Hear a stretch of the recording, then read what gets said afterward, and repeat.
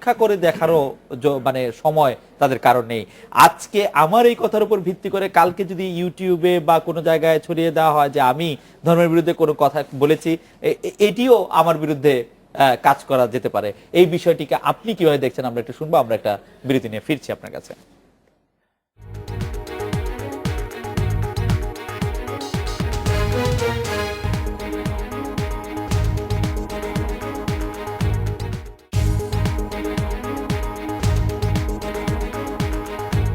আজকের ফিরে এলাম আজকের বাংলাদেশে। জনাব আমজাদ হোসেন, আমি আপনার কাছে জানতে চাইছিলাম যে পুরো পাকিস্তান পর্বে মুক্তিযুদ্ধের সময় যে ধর্মকে নানাভাবে ব্যবহার করা হয়েছে সামরিক সরকারগুলি, পরে রাজনৈতিক সরকারগুলি বা রাজনৈতিক দলগুলিও ধর্মকে নানাভাবে ব্যবহার করেছে, আপনি কি এখন যে মানে অসহিষ্ণুতা এবং যেটি হত্যা পর্যন্ত নিয়মিত ঘটনায় দাঁড়িয়েছে তার জন্য এইটাকে দায়ী করেন কিনা? না না, প্রথমেই তো আমার মানে স্যারের কথা, আবুল কাসেম ভজলক সাহেবের কথাটা খুব শোকার্ত কথাটা মনে পড়ছে আর কি। যে স্যার বলছেন যে যারা ইয়ে নিয়ে রাজনীতি করছে, ধর্ম নিরপেক্ষতা নিয়ে রাজনীতি করছে, অথবা যারা ইসলাম নিয়ে রাষ্ট্র পরিচালনা করছে, দুটোই শূন্যতা। আমরা শূন্যতার ভিতরে আলো খুঁজে বেড়াচ্ছি, দুটোই কোনো কাজে লাগছে না জাতির জন্য। উনি বলেছেন এই কথা, ওনাটাই আমি কোট করলাম আর কি।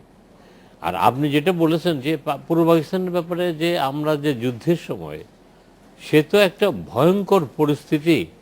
সেই পরিস্থিতির সময় আমরা বাঁচবো কি মরবো প্রতি সেকেন্ডে আমরা দূরে দূরে ছিলাম, পালায় পালায় ছিলাম, মুক্তিযুদ্ধে চলে গিয়েছিলাম, ভারতে চলে গিয়েছিলাম, বিভিন্ন জায়গায় চলে গিয়েছিলাম, লুকিয়ে লুকিয়ে ছিলাম। আমি তো বিশেষ করে লুকিয়েছিলাম, কর্নেল বশির আমাকে ওই জীবন থেকে নেওয়ার ব্যাপারে খুঁজে বেড়াচ্ছিল। তো এইসব ব্যাপার তখন সামরিক জান্তারা যা খুশি তাই করেছে, যা খুশি তাদের ইচ্ছে মতো কাজ করেছে।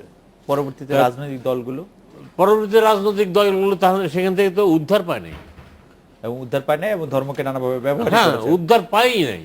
তারা ধর্মকে এরশাদ সাহেব সরাসরি মানে ইসলামিক রাষ্ট্র বানিয়ে ফেলেছে, বুঝতে পারছেন। আর যারা করছেন তারা সবাই সামনে একটা পিছনে আরেকটা, সামনে পজিটিভ কথা বলছে, মানে আমাদের উন্নতির কথা বলছে, অমুকের কথা বলছে, পিছনে ভোটের জন্য মানে ওই মানে যাদের ইয়ে তাদের সঙ্গে আঘাত করছে। তো এগুলো তো কোনো বিষয়, এগুলো তো আমাদের চোখে ধরা পড়ে। আমরা চুপচাপ থাকি, সবাই পুরা জনগণ চুপচাপ আছে, কিন্তু এটা তো কারোর মুখ থেকে মুছে যাবে না এই জিনিসগুলো, এবং তাদের স্মৃতিতেও এটি রয়ে যাবে। ডক্টর শামসুজ্জামান খান, মানুষের মধ্যে প্রগতির বিকাশে এবং বিজ্ঞান মনস্ক সমাজ গঠনে বই একটি বড় হাতিয়ার। বাংলা একাডেমির বিরুদ্ধে একটি বড় অভিযোগ যে এই ধরনের বিজ্ঞান মনস্ক বই প্রকাশে বাংলা একাডেমি পিছিয়ে থাকছে। আপনি কি তাই মনে করছেন কিনা? না, আমি তা মনে করছি না। কারণ অথবা আবুল কাসেম ফজলুলের কথা জানাব আমজাদ হোসেন তিনি বলছিলেন যে আইনি প্রক্রিয়ায় গেলে, প্রথমে তিনি বিচার না চাইলেও পরে তিনি আইনি প্রক্রিয়ায় গিয়েছেন, তবে তিনি বলছেন যে বিচার নয়, ধর্মান্ধদের পরাজিত করতে সাংস্কৃতিক লড়াই বেশি দরকার। সাংস্কৃতিক লড়াইয়ের অন্যতম প্রধান অস্ত্র বই। বাংলা একাডেমির প্রকাশিত এরকম প্রধান অস্ত্র কিরকম আছে, মানে আপনি সন্তুষ্ট পরিমাণে আছে কিনা? আমরা যে বইগুলো বের করছি সে বই জাতীয়তাবাদ সম্পর্কে, মুক্ত বুদ্ধি সম্পর্কে, মুক্ত চিন্তার পক্ষে, যেমন মোতায়ের হোসেন চৌধুরী অথবা কাজী আব্দুল ওদুদ অথবা কাজী মোতায়ের হোসেন অথবা নজরুলের সমগ্র রচনাগুলি, এইসব বইয়ে কিন্তু মুক্ত বুদ্ধির কথা, মুক্ত চিন্তার কথা বলা হয়েছে, এবং ইসলামকেও যতদূর সম্ভব যুক্তিসঙ্গতভাবে ব্যাখ্যা বিশ্লেষণ করা হয়েছে। এখন আজহার সাহেব যে কথাটি বললেন, আমি ওই প্রসঙ্গে একটু বলে, আমি হয়তো কম জানি আপনার চাইতে। মদিনা শরৎ যখন হয় তখন কিন্তু মদিনার লোক সংখ্যা ছিল 10,000। 10,000 লোকের মধ্যে 4,500 নও মুসলিম, আর বাকিরা সবই অন্য ধর্ম সম্প্রদায়ের। তখন যে প্রথম সমস্যাটা দেখা দিল, আমাদের মহানবী বললেন যে আমি একটা উম্মা গঠন করছি, ওদের সঙ্গে একটা চুক্তি আমাদের করতে হবে। এবং সেই চুক্তি যখন করে নিয়ে যাওয়া হলো, ওরা বলল যে চুক্তিটা ভালোই, আমরা দুই জায়গায় মানি না, আপনি এটা সত্য নির্ধারণ করেন। বলে কি মানে না ওরা? বলে যে ওরা বিসমিল্লাহির রহমানির রহিম মানে না। আর কি মানে না? ওরা আপনি যে নবী লেখা আছে এটা মানে না। তো উনি তখন বললেন, ওরা বললেন না এরপরে তার হয় না, হয়তো তোমার বোধহয় বললেন যে এরপরে ওদের সঙ্গে চুক্তি হয় না। উনি কতটাই বিজ্ঞ ছিলেন, বললেন ওমর আমি একটি নতুন জাতি গঠন করতে যাচ্ছি। এখানে আমরা শুধু মুসলমানরাই না, অন্যরাও আছে, অন্যদের নিয়ে একটা উম্মা, মুসলিম উম্মা বলেন নাই কেন, মুসলিম উম্মা না, উম্মা গঠন করতে যাচ্ছি। অতএব আমি তো ঠিক লেখাপড়া যাই না, কলমটা দাও, কোথায় বিসমিল্লাহির রহমানির রহিম, উনি নিজেই কেটেছেন, নবী নিজে কেটেছেন, তারপর চুক্তি হয়েছে, উম্মা গঠিত হয়েছে, ইসলাম জয়যুক্ত হয়েছে, সারা পৃথিবীতে ছড়িয়ে পড়েছে, তখন ওখানে বিসমিল্লাহির রহমানির রহিম এবং নবী এগুলো পরবর্তীকালে এসেছে। তো এইটা তো এখানকার এই যে তথাকথিত মুসলমান যারা না স্যার, না, আমি জনসাধারণ আফজাল, আমি আসার আগে আমি একটি প্রশ্ন করতে চাই। জাগৃতি প্রকাশনীর আব্দুল ফয়সাল আরিফিন দীপন বা শুদ্ধস্বরের আহমেদুল রশিদ টুটুল যে বইগুলি ছাপিয়ে আসলে বিরাগ ভাজন হয়েছেন, কারো কারো মনে আঘাত হয়েছে, সেই বইগুলি বাংলা একাডেমি ছাপতো কিনা? এখন সেটা তো আমি এই বইগুলো পড়ি নাই। যদি বাংলা একাডেমিতে দেয়া হতো, আমাদের যেটা নিয়ম সেটা হলো দুজন বিশেষজ্ঞের কাছে যায়, যে ধরনের বই সেই ধরনের বিশেষজ্ঞের কাছে যায়, দুজন বিশেষজ্ঞের পক্ষে মত দিলে বইটা চাপা, এটাই আমাদের নিয়ম। আচ্ছা, আমরা ঠিক আছে, ফেয়ার এনাফ। জনাব শামীম মোহাম্মদ আফজাল, ইসলামের হেফাজতের নামে হেফাজতে ইসলামী 2013 সালে সামনে এসেছিল। সরকারও তাদের বিভিন্ন সময় যথেষ্ট তোয়াজ করেছে। দেশের বড় একটি অংশ বাংলাদেশ ইসলাম ইমান আকিদা সুরক্ষায় ইসলামিক ফাউন্ডেশনকে যথেষ্ট কেন মনে করছে না সরকার, যে আরেকটি গ্রুপকে খুব মানে আমরা এখানে তোয়াজ শব্দটি বলছি, আরেকটি ইয়াকে কেন? আপনার বক্তব্য এবং আমি স্যারের বক্তব্য, দুইজনের বক্তব্য একসাথে মিলে আমি বলতে চাচ্ছি, এক নম্বর হলো ইসলামের হেফাজত আল্লাহ নিজে করেন। আল্লাহ রসুল সাল্লাল্লাহু আলাইহি ওয়াসাল্লাম তিনিও কিন্তু ইসলামের হেফাজত করেন না। তিনি কি বলছে, আমি তোমার কাছে মানব কুলের জন্য কিয়ামত পর্যন্ত এই বিধানগুলো পাঠাইছি, তুমি শুধু দাওয়াত দিয়া যাবা। আর হেফাজত করা আর কে হেদায়েত হবে তার মালিক হলো আল্লাহ তাআলা নিজে। আর মদিনার সনদের কথা যে স্যার বলছেন, এটাকে প্রথমে বলতে হবে আল্লাহ রাসূল সাল্লাল্লাহু আলাইহি ওয়াসাল্লাম আসছেন সারা মাখলুকাতের জন্য সকলকে দাওয়াত দিতে। কে হয়তো আগে মুসলমান হবে, কে হয়তো পরে মুসলমান হবে, কিন্তু অমুসলমানকে যদি দাওয়াতই না দিত, তাহলে আজকে পৃথিবীতে 180 কোটি মুসলমান কিভাবে হইতো? এখনো আজকেও কিন্তু পৃথিবীতে 720 কোটির মতো মানুষ আছে, তার মধ্যে 180 কোটি মুসলমান। তাই মদিনার সনদের সময় যে 10,000 লোকের প্রায় 450 মুসলমান ছিল আর অন্যরা অমুসলমান ছিল, বর্তমান বিশ্বেরও কিন্তু সেই অবস্থায়। তাই সেই আলোকে আমি যেটা বলতে চাচ্ছি, যে আপনি যদি আজকে ইসলামিক ফাউন্ডেশনকে সরকার মনে করছে না, একথা ঠিক নয়। 50 বছর যাবত ইসলামের একটা লাইসেন্স দাবিদার হিসাবে যারা ইসলামকে নিয়ে নাড়াচাড়া করত, এবং আপনারা মিডিয়া তো যিনারা ইসলামকে ভয় পায়া কখনো ইসলামিক চিন্তাবিদদেরকে আপনারা টকশো টেবিল পর্যন্ত ডাকেন না। যেমন আমি একদিন একজনকে বলতে গেছিলাম, তারপর তো আমার আর কোনদিন ডাকে না, যে আপনি তো প্রায় 4,000 মতো টকশো করেছেন, কিন্তু ইসলামিক চিন্তা বুদ্ধিবৃত্ত আজকে পর্যন্ত কাউকে ডাকেন নাই। কোথায় আপনাকে তো ডাকলাম, মানে এছাড়া আর কি আর পাইছিলেন না কোনোদিন? উনি আর ডাকেন নাই। তাই আপনার পর আমাকে ডাকবেন কিনা আল্লাহই জানে। তবে আপনাকে কথাটা বলে যেতে চাই, ইসলামী ফাউন্ডেশন গত 7 বছরে কিছু কাজ করতে পারছিল বলেই বাংলাদেশের মুসলমানদের মধ্যে মওদুদি দর্শনের ইসলাম যে ইসলাম না, তার আমরা মসজিদ মাদ্রাসায় কাজ করে তার একটা অবস্থানে আফজাল, আপনার অনুমতি নিয়ে আমি একটু কথা বলি, যে জনাব শামীম মোহাম্মদ আফজাল, এই আপনি যেটাকে ইসলামী, আপনি অবশ্যই একজন ইসলামী চিন্তাবিদ, সেটি দেশে বিদেশে নানা ধরনের ইয়াতেও আমরা এটা দেখি, কিন্তু বাংলাদেশেরই অনেক মুসলমান আপনাকে ঠিক ইসলামী চিন্তাবিদ মনে করেন না, মনে করেন আপনি বাংলাদেশ সরকারের একটি অবিচ্ছেদ্য অংশ, সরকারের একটি মুখপাত্র, এবং সরকারের কথাই আপনি ঘুরিয়ে ফিরিয়ে বলবেন। সেটি আমরা এখন কিভাবে করব? আপনি বলুন।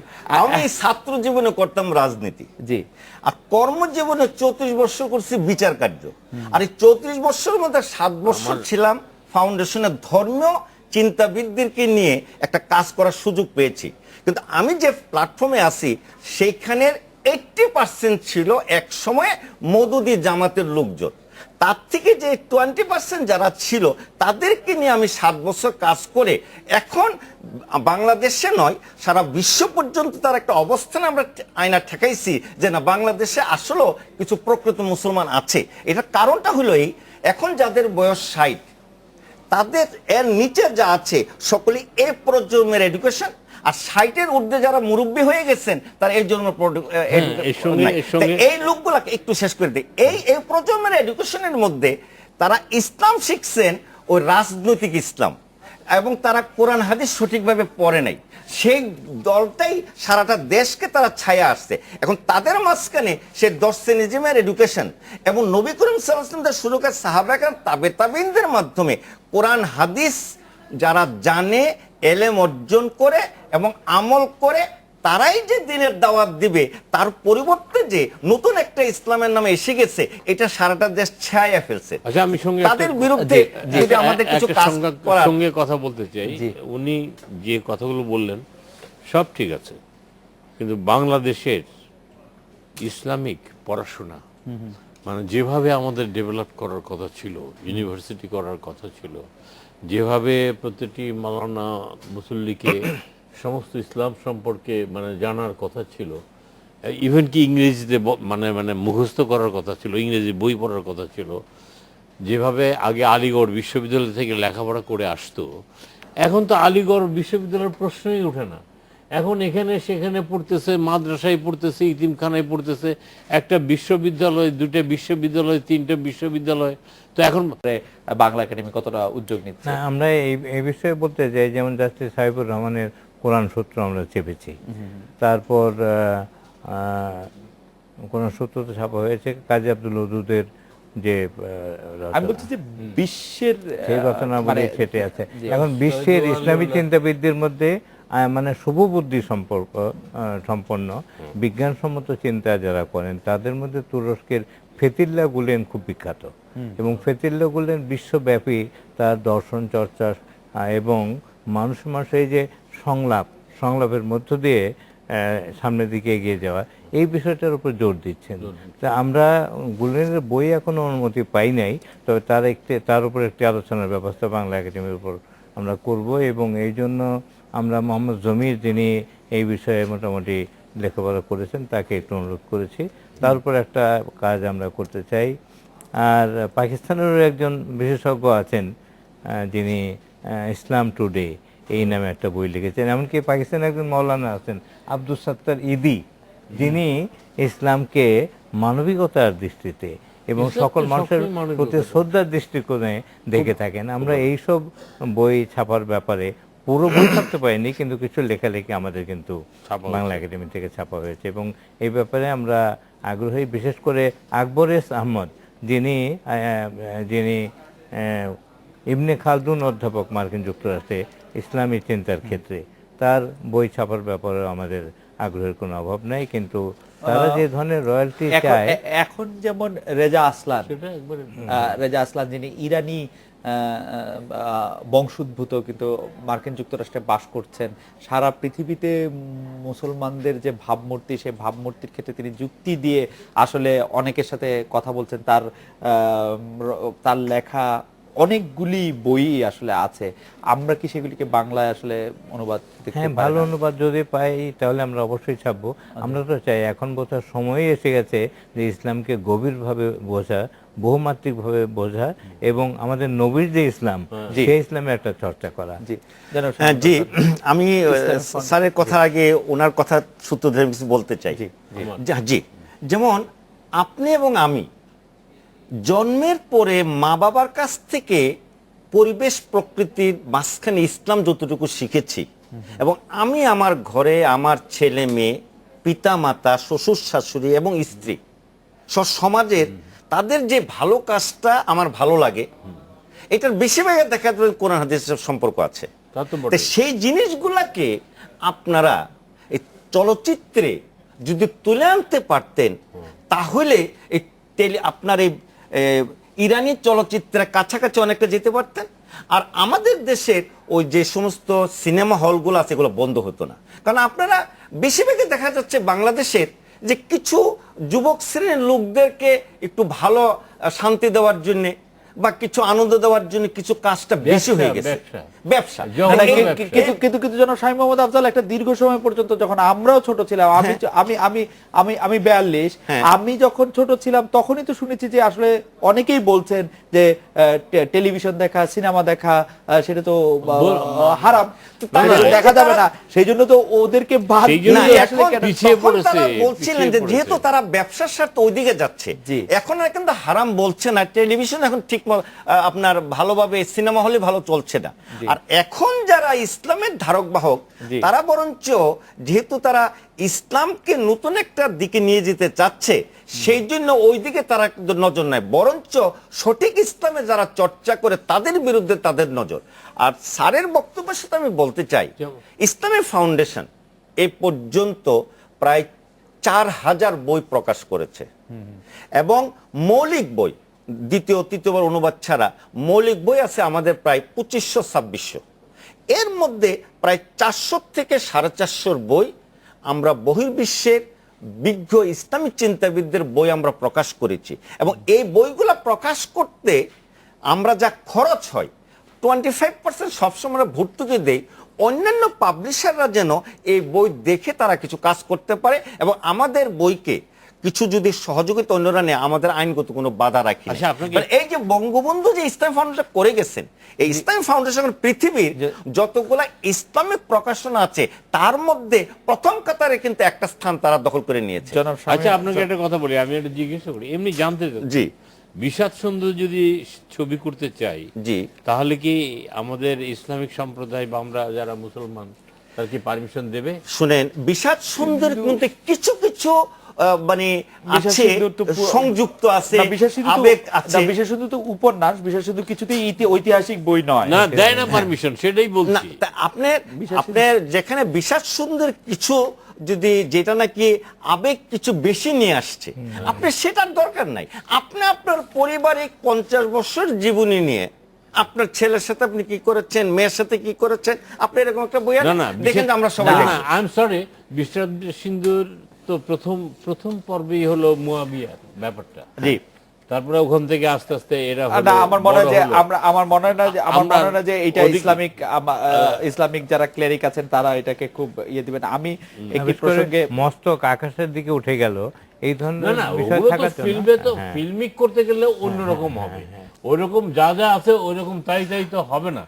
যেমন আমি ওইখানকার শুধু এইটাই কাসিম বলতে সা- চাচ্ছি কাসিম সকিনার যে পোর্শনটা ইসলাম ফাউন্ডেশন যে এখন মানবিক, পৃথিবীর যে কত বড় একটা প্রতিষ্ঠান, জয়নুল এই আবেদিন প্রতিষ্ঠানে দুধের শিশু মারা যাচ্ছে, গবেষণা, এগুলো আসতে পারে, কিন্তু প্রকাশনা, দেবে না পারমিশন। তাদের যে ইমাম মুয়াজ্জিম সহ ধর্মীয় কিন্তু সেক্টরে যে আমি কাজ তার- করতেছে আমি তার তারা কিন্তু জাতীয়ভাবে আমি না জনাব আন্তর্জাতিক তার একটা অবস্থান আমি পেয়েছে। জনাব আমজাদ হোসেনের প্রশ্নটিকে একটু অন্যভাবে করতে চাই। ধরা যাক উনি বিষাদ সিন্ধুর একটি অংশ, যেটি কাসেম শকিনের কথা বলছিলেন, যেটি শিশু জয়নুল আবেদিনের কথা বলছিলেন, সেরকম নানা অংশ নিয়ে তিনি একটি ছবি করতে চান।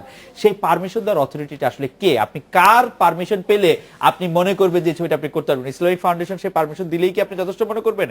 বাংলাদেশে তো আলেমদের মধ্যে অন্তত 10-15টি খুব শক্তিশালী বিভাজন রয়েছে। না, কিন্তু এই আলেমদের মধ্যে 10টা-15টা শক্তিশালী বিভক্ত থাকলেও যখন সামনে কোরআন দিয়ে দিবেন আর হাদিস দিয়ে দেবেন, ওই আরবিতে রচিত ওই মদুদির অনুবাদের কোরআন নয়, এই আরবিতে রচিত কোরআন হাদিস যারা পড়েন, আল্লাহ রাসূল সাল্লাল্লাহু আলাইহি ওয়াসাল্লাম বলছেন ওলামায়ে কেরামের মধ্যে বিরোধ রহমত স্বরূপ। আপনি যদি- কিন্তু বর্তমানে কিন্তু ওলামায়ের মধ্যে বিরোধ হয়ে গেছে খুন আর মানুষ হত্যা।